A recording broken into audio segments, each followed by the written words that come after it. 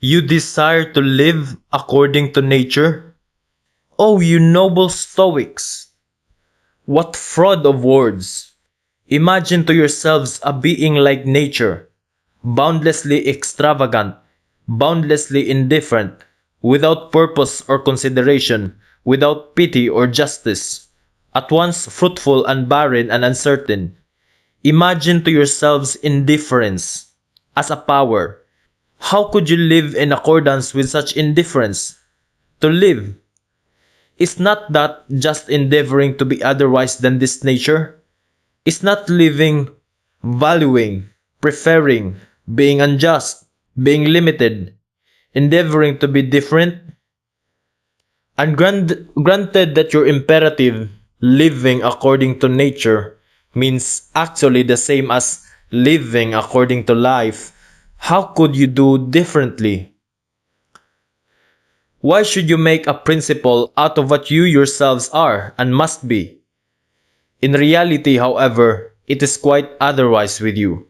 While you pretend to read with rapture the canon of your law in nature, you want something quite the contrary.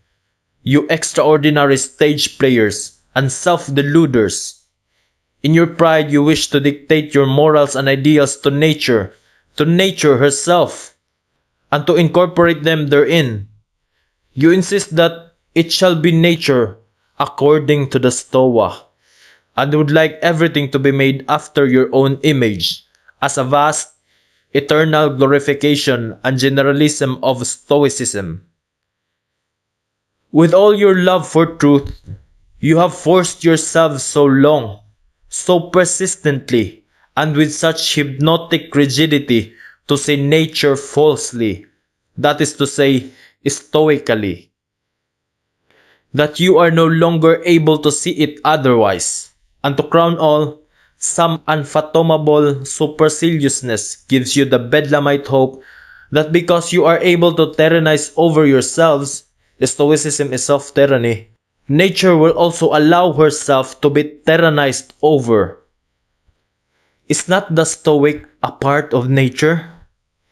But this is an old and everlasting story. What happened in old times with the Stoics still happens today. As soon as ever a philosophy begins to believe in itself, it always creates the world in its own image. It cannot do otherwise. Philosophy is this tyrannical impulse itself, the most spiritual will to power, the will to creation of the world, the will to the